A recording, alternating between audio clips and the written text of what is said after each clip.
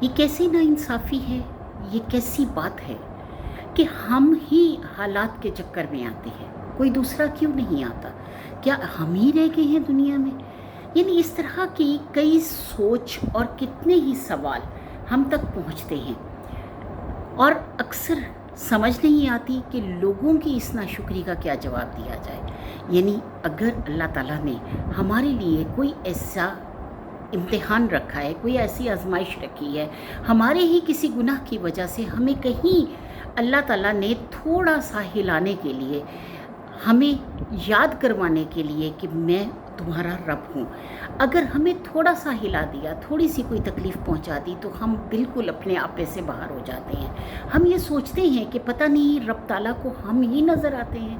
ہمیں ہی آزمائش میں کیوں ڈالا جاتا ہے۔ اکثر لوگ حال میں بھی صرف اس بات کو لے کر اداس رہتے ہیں کہ ماضی میں ان کے ساتھ یہ کچھ ہوا تھا، اتنا برا کیوں ہوا تھا، کوئی جذباتی، کوئی معاشرتی، کوئی معاشی نقصان ان کو کیوں اٹھانا پڑا، مگر ان کو یاد نہیں کہ ان کی زندگی میں بے شمار اچھے واقعات بھی ہوتے ہیں۔ کئی جگہوں پر کوشش کر کے ان کو کامیابیاں اور فائدے میں میسر آئے، یعنی اللہ کی طرف سے ان کو نعمتیں بھی عطا کی گئیں۔ ہو سکتا ہے کہ وہ ان نعمتوں کے حقدار ہی نہ ہوں، لیکن میرے رب نے جو ایک آزمائش ان تک پہنچائی، اس کے بدلے میں اللہ تعالیٰ نے ان کو کوئی اور نعمتوں سے نواز دیا ہو۔ یعنی ایک نعمت اگر لی تو کوئی دوسری نعمت عطا کر دی ہو، ایک در بند کیا ہو تو 10 در اور کھول دیے ہوں، اور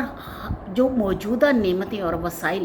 اللہ تعالیٰ نے انہیں دیے ہیں ان کو وہ نہیں دیکھتے، وہ یہ سمجھتے ہیں یہ ان کی اپنی محنت کا نتیجہ ہے، حالانکہ وہ ان کی اپنی محنت کا نتیجہ نہیں ہوتا، بلکہ اللہ ہی کی طرف سے دی گئی ہوتی ہیں۔ لیکن اس محنتوں پر، اس نعمتوں پر، ان وسائل پر وہ شکر ادا نہیں کرتے۔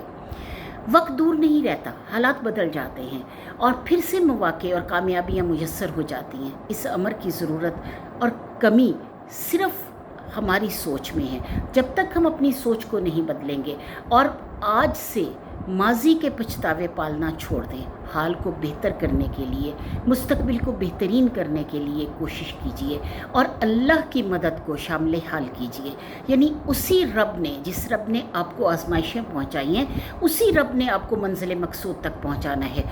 مومن کیا یہ ایمان ہے کہ اس نے کوشش کرنی ہوتی ہے، جب تک وہ کوشش کرتا رہتا ہے رب تعالیٰ اسے عطا کرتا رہتا ہے، اور جب اس کی کوشش میں کمی آتی ہے، اس کی کوئی پریشانی آتی ہے، تو اللہ تعالیٰ جو ہے وہ اس کی پکڑ کرتا ہے۔ وہ کیوں کرتا ہے؟ وہ اس لیے کہ جب وہ ٹریک سے ہٹنے لگتا ہے، نیگیٹیوٹی کی طرف جانے لگتا ہے، یہ سوچنے لگتا ہے کہ یہ سب کچھ میری ہی وجہ سے مجھے ملا، وہ سوچنے لگ جاتا ہے کہ یہ جو بھی اللہ تعالیٰ مجھے عطا کر رہا ہے وہ سب میری، یعنی اللہ کی عطا نہیں، وہ سب میری اپنی کوشش کا نتیجہ ہے۔ یعنی اگر فصل بہت اچھی ہوگی ہے تو میں نے محنت ہی بہت کی تھی، اگر مجھے بہت اچھا کوئی پروفٹ ملا ہے کسی بزنس میں تو میں نے بزنس کا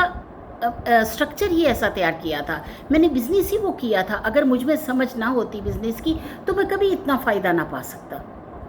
یاد رکھیے کہ رب تعالیٰ کی طرف سے ہی سب نعمتیں ہیں اور رب تعالیٰ کی طرف سے ہی ان نعمتوں کی عطا ہے۔ اگر آپ نے کوشش کی تو اس کوشش کا ثمر رب تعالیٰ کی طرف سے ہی عطا ہوگا۔ کئی بیج آپ اپنی زمین میں، زرخیز زمین میں بیج دیتے ہوں گے، کئی بیج آپ پھینک دیتے ہوں گے، لیکن کیا ہوتا ہے؟ بیج وہی اگتا ہے جسے اللہ کا حکم ہوتا ہے، اور پھر کھڑی فصلیں تباہ ہو جاتی ہیں، باغات اجڑ جاتے ہیں۔ آج سیلاب سے آپ کیا کیا حالتیں دنیا میں دیکھ رہے ہیں۔ کوشش کیجئے کہ اپنے رخ کو سیدھا رکھے، کوشش کیجئے کہ اپنے ماضی پر رونے کی بجائے اپنے حال کو بہتر بنانے کی کوشش کریں۔ کوشش یہ کیجئے کہ اپنے رب کے سامنے سر جھکاتے رہیں، عجز کرتے رہیں اور اپنے رب سے کہتے رہیں کہ میرے پاس جتنی بھی نعمتیں ہیں وہ تیری ہی عطا کرتا ہے، تیری عطا نہ ہوتی تو میرے پاس یہ سب کچھ نہ ہوتا۔ اے میرے رب، تیری ہی دی ہوئی، تیری ہی عطا سے یہ سب مجھے حاصل ہوا۔ اے رب،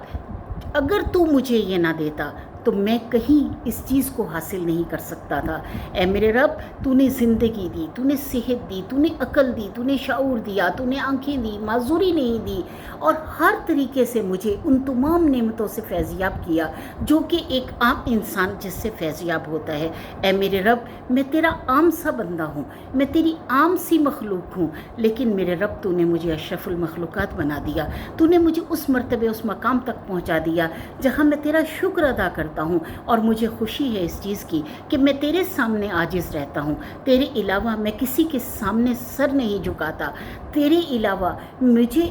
تو نے یہ توفیق دی کہ میں تیرے علاوہ کسی کے آگے نہ جھکوں۔ تو جب اللہ تعالیٰ کی طرف سے آپ کو یہ توفیق نصیب ہوتی ہے تو سمجھ لیں کہ آپ دنیا کے بہت خوش نصیب انسان ہیں، اور جب یہ خوش نصیبی کسی انسان کو مل جاتی ہے کہ وہ کسی دوسرے کی طرف یوں ہاتھ نہیں پھیلاتا، اس کا ہاتھ دینے والوں میں سے ہو جاتا ہے، لینے والوں میں سے نہیں ہوتا، تو سمجھ لیں کہ آپ دنیا کے خوش نصیب ترین انسان ہیں۔ یہ لگژریز، یہ باقی تمام چیزیں یہ آنی جانی چیز ہیں۔ اپنے آپ کو اللہ کی راہ میں جھکتا ہوا رکھیں اور جتنا ہو سکتا ہے اللہ کے بندوں کی خدمت کریں، اللہ کے بندوں سے رشتہ مضبوط رکھیں، اللہ کی بندوں کی ضروریات کو پورا کریں، اللہ کی مخلوقات کو دیکھیں، اور جب آپ اللہ کی مخلوقات کو دیکھنے لگیں گے وہ ماضی کے تمام پچھتاوے آپ سے ہٹ جائیں گے، آپ کو اس چیز پہ کوئی غم نہیں رہے گا، کوئی پچھتاوا نہیں رہے گا، وہ سب چیزیں آپ کے لیے نہیں تھی، قسمت سے زیادہ اور وقت سے پہلے آپ کو مل نہیں سکتا۔ جو چیز آپ کے نصیب میں ہے آپ سے دور نہیں جا سکتی، اور جو چیز آپ کے نصیب میں نہیں آپ کے پاس نہیں رہ سکتی۔ تو رب تعالیٰ سے دعا کرتے رہیں کہ آپ کا ایمان، آپ کی محبت اللہ کے لیے جو ہے، آپ کی عاجزی جو اللہ کے سامنے ہے، اور آپ کا خوددار سر جو کسی اور کے سامنے نہیں جھکتا، اللہ اس کو قائم رکھے۔ اللہ تعالیٰ سے اپنی محبتوں کی بھیک مانگتے رہیں، توفیق مانگتے رہیں، نیکیوں کی توفیق مانگتے رہیں کہ اپنے رب کے سامنے ہم جھکتے رہیں۔ اللہ تعالیٰ ہمیں اپنے سامنے جھکنے کی توفیق دے، اور اللہ کرے کہ ہم دنیا کی تمام فرعونوں سے منہ پھیر کر اپنے رب کی طرف رجوع کریں، اور اتنا رجوع کریں کہ اللہ ہم سے راضی ہو جائے، اور ہم تو اللہ سے راضی ہی ہیں، کیونکہ ہم نے اللہ سے کوئی شکوہ کوئی شکایت نہیں کرنی، کیونکہ بے شک ان مع العسر یسرا، ہر تنگی کے ساتھ آسانی ہے، ہر دن کے بعد، ہر رات کے بعد دن ہے، ہر اندھیرے سے صبح نمودار ہوتی ہے، ہر اندھیرے سے ایک نیا اجالا نکلتا ہے، اور جب اللہ تعالیٰ وہ نیا اجالا نکالتا ہے تو ہمارے لیے ایک امید کی کرن ہوتی ہے، اور ہماری سب امیدیں اپنے رب کی طرف ہیں۔ اللہ ہمیں اپنی ہی طرف لگا کر رکھے۔ وآخر دعوانا الحمدللہ رب العالمین۔